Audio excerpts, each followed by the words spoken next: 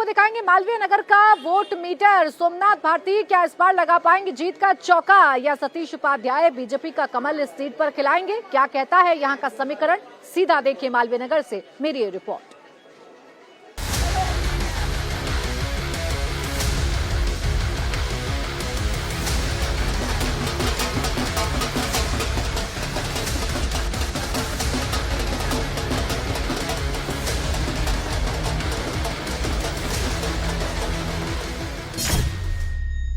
नमस्कार, आप देख रहे हैं इंडिया टीवी। आपके साथ मैं हूं प्राची पारोशर। इंडिया टीवी का चुनावी शो दिल्ली किसकी लेकर हाजिर हूं मैं, और आज मैं पहुंच चुकी हूं उस विधानसभा सीट पर जिसकी पहचान है ये आईआईटी। जी हां, मैं मौजूद हूं मालवीय नगर विधानसभा सीट पर, जहां 1993 में पहली बार जीत दर्ज करने के बाद भारतीय जनता पार्टी जीत का कमल खिला नहीं पाई है, तो सोमनाथ भारती लगातार 2015 से इस सीट पर जीत दर्ज कर रहे हैं।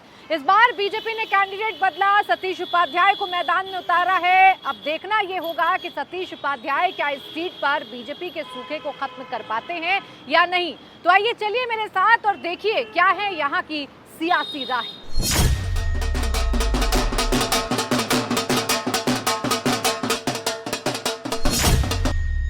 मालवीय नगर विधानसभा सीट जो भारतीय जनता पार्टी के लिए मुश्किल सीट है, और वो मुश्किल किस वजह से है, क्योंकि सामने है सोमनाथ भारती जो लगातार इस सीट से चुनाव में जीत दर्ज कर रहे हैं। एक बार फिर से चुनावी मैदान में है, चुनावी कैंपेन कर रहे हैं, और ये कैंपेनिंग उनका कैसा चल रहा है, कितनी बड़ी चुनौती इस बार सतीश उपाध्याय उनके लिए है, सीधा उन्हीं से जान लेते हैं। स्वागत है सर आपका इंडिया टीवी पर। कीमती समय आप लोगों का, आप कैंपेनिंग कर रहे हैं, शुक्रिया हमें समय देने के लिए। कैसा चल रहा है आपका ये कैंपेन? देखिए, डेमोक्रेसी में 5 साल में चुनाव होना तय हुआ है संविधान के अनुसार। मेरे लिए मेरी विधानसभा परिवार से बढ़कर है। जिस प्रकार से मैंने क्षेत्र के एक एक व्यक्ति को, एक एक घर को परमात्मा स्वरूप मान के सेवा किया है, उस कारण से पूरे क्षेत्र के अंदर हर घर से मेरा आत्मिक रिश्ता है। और यही कारण रहा है कि पिछले 10 सालों में, 11 सालों में एक एक बूथ पे जितने घर हैं और हर घर के जितने सदस्य हैं, सबको बूथ मोहल्ला व्हाट्सएप ग्रुप से जोड़कर अपने आप को 24/7 उपलब्ध कराया है। इस बार बीजेपी ने सतीश उपाध्याय को मैदान में उतारा है। वो घूम घूम के दिखा रहे हैं कि इस कॉन्स्टिट्यूएंसी में कितना काम हुआ, कितना काम नहीं हुआ। टूटी हुई सड़कें, गंदगी, सारे मुद्दे आपके खिलाफ उठाए जा रहे हैं। कितनी बड़ी चुनौती?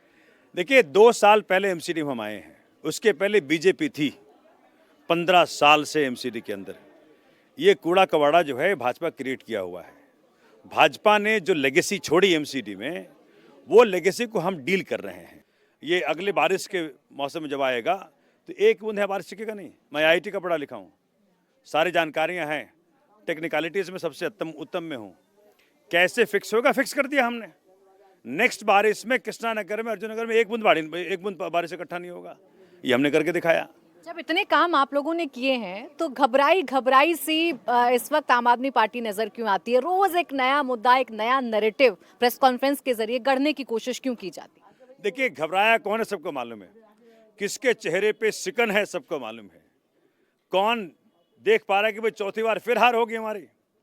इस हार की वजह से देखो, बीजेपी तो वो पार्टी रही है जो अपने ही चुनावी वादों को जुमला कहती रही है। आज जब केजरीवाल जी बाहर आए तो भाजपा के सिट्टी पिट्टी गुम है। यही 2100 रुपया जो हमने ऑफर किया तो एलजी साहब जांच करवा रहे थे। जब 2500 वो ऑफर कर रहे हैं तब जांच नहीं होगी, ठीक है? तो ये महिला की योजना का जिक्र कर दिया है, अपनी पत्नी के साथ ही प्रचार प्रसार कर रही है। मैम, कैसा रिस्पांस मिल रहा है इलाके में जब आप सर के साथ निकल रहे हैं? पहले मैं बताऊं, मैं दिल्ली में ही पैदाइश है मेरी, मेरा ही नहीं, मेरे पिताजी का, मेरे दादाजी का। सो ये जो 2014 में ये लोग आए, उसके पहले मैं 2011 में माँ बनी हूँ और 2013 में मेरा बेटा हुआ है। तो उस वक्त इतनी रात को लोड शेडिंग होती थी, मैं खुद दोनों बच्चों को लेके सारी रात बाहर घूमती थी प्राम में लेके, क्योंकि सो नहीं पाते थे लोड शेडिंग की वजह से। Touch wood 2014 onwards my hurt felt, because हम लोग मिडिल क्लास लोग हैं। हमारे लिए ये पानी, बिजली, ये छोटी छोटी जो सहूलियतें हैं वो हमें हमारी ज़िंदगी बेहतर करती है, और वो एज ए वुमन मैं आपको बोलती हूँ हमारी हुई है। I am giving you my own experience. ₹21 आप देंगे, ₹2500 बीजेपी दे रही है, तो महिलाएं आप पर क्यों यकीन कर? 2100-2500 की बात नहीं है, बात है नीयत की, कौन करता है और यहाँ पे किसने किया है, सीसीटीवी किसने झगड़ा करके लगाया। आपको याद है जब शुरुआत में वो आए थे, टीवी लगाने में कितनी दिक्कत की थी। तब हमारे एलजी साहब नजीब जंग हुआ करते थे और उन्होंने इतनी जंग लड़ी थी उसके पीछे, बट वो सीसीटीवी आया और उसके बाद हमारी ज़िंदगी कितनी बेहतर हुई। मैं तो चाहती हूँ, मेरी खुद बेटी है 13 साल की और मुझे चिंता होती है, मुझे इनको सब सारे महिलाओं को अपनी बेटियों के लिए चिंता होती होगी।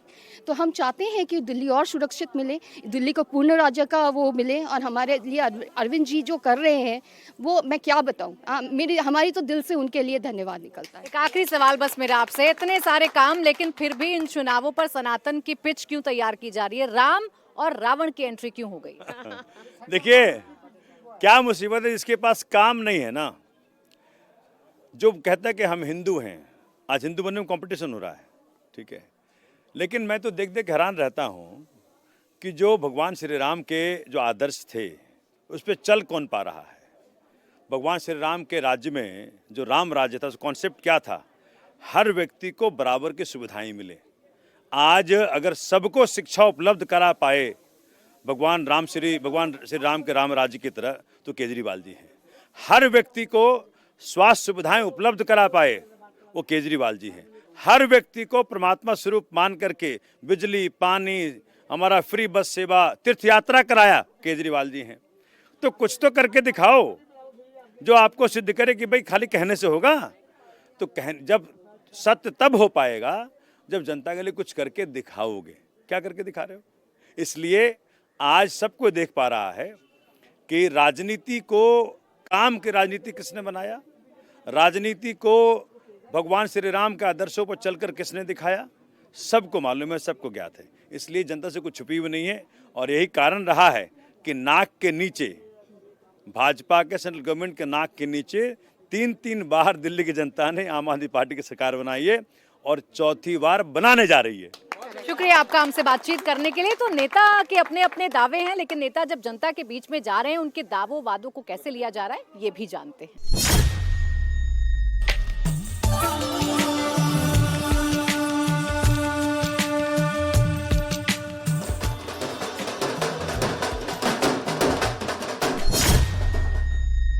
मालवीय नगर सीट जहां से लगातार सोमनाथ भारती विधायक चुनकर आ रहे हैं, इस बार भी मैदान में हैं। अभी अभी यहां से चुनाव प्रचार करके गए हैं और जिन लोगों से मुलाकात की है उनसे जान लेते हैं। क्या नाम है आपका मैम? नरिंदर कौर। अभी अभी यहाँ पर सोमनाथ भारती जी आप लोगों से मिलकर गए, क्या बातचीत आप लोगों से हो रही है? बस यही बता रहे हैं, हम अपने काम जो कर रहे हैं और वो ठीक बोल रहे हैं, गलत नहीं बोल रहे। जो उन्होंने काम करवाए हैं वही बता रहे हैं। उसके लिए उन्होंने यही बोला कि भी नेक्स्ट जो है अपोजिट पार्टी है वो भी तो अपना काम बताओ, क्योंकि उन्होंने कुछ किया ही नहीं है।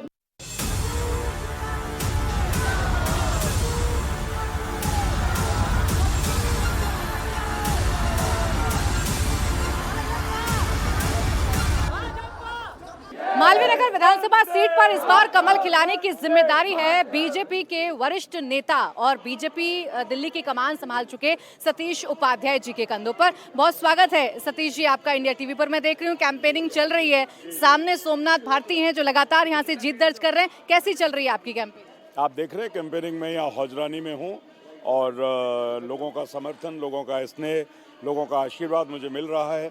लगातार मैं काम कर रहा हूँ, लेकिन आप देख सकते हैं सामने ये हालात हैं यहाँ इस हौजरानी के, किस प्रकार की गंदगी यहाँ आप देखेंगे तो आपको ध्यान में आएगा कि 10 साल में यहाँ पर किसी प्रकार का कोई भी विकास इस विधानसभा में हुआ नहीं। वो चाहे हौजरानी है, चाहे मालवीय नगर है, चाहे पॉश एरियाज हैं। तो निश्चित रूप से जनता इस बार बदलाव चाहती है और भारतीय जनता पार्टी का कमल इसमें खिलेगा।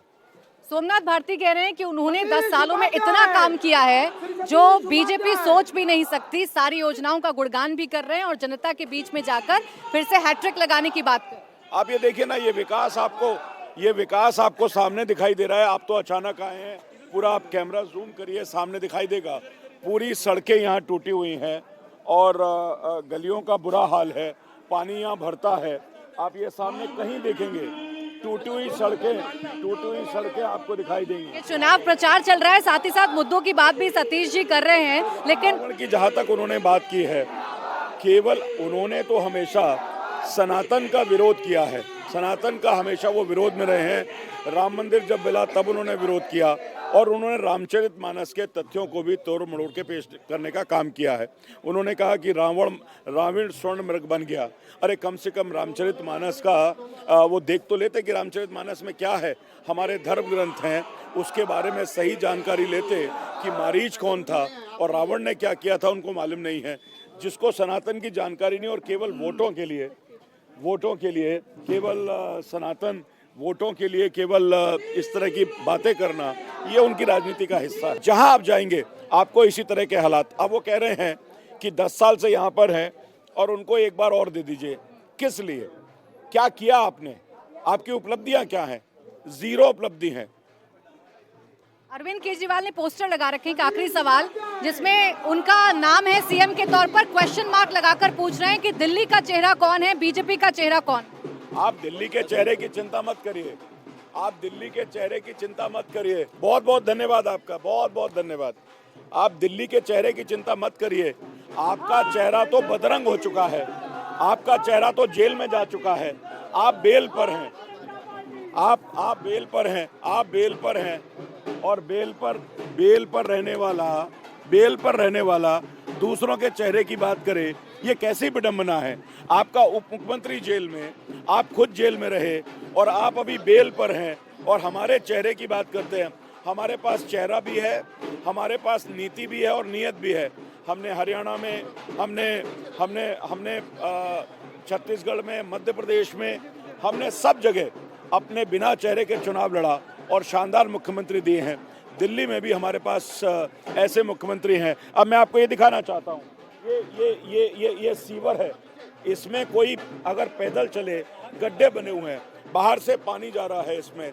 कहीं आप गलियों में अंदर देखिएगा, पूरी तरह जहां आप देखेंगे ये आप देखिए ये हालात हैं। ये आप मुझे बताइए, क्या मुझे बताइए आप यहीं रहते हो ना, आपकी गलियों के हालात क्या हैं, सफाई के हालात क्या हैं? देखते ही तो रहे हैं। ऐसे ही चल रहा है। ये क्या इनका अधिकार नहीं है सफाई में रहना? क्या इनका अधिकार नहीं है इनको पानी मिलना? क्या इनका अधिकार नहीं है इनकी सीवर ठीक होना? आपने कुछ नहीं किया। शुक्रिया आपका सतीश जी हमसे बातचीत करने के लिए। तो नेताओं के दावे हैं और इन दावों से इतर अब जनता की क्या मूड है, आइए वो भी जानते हैं।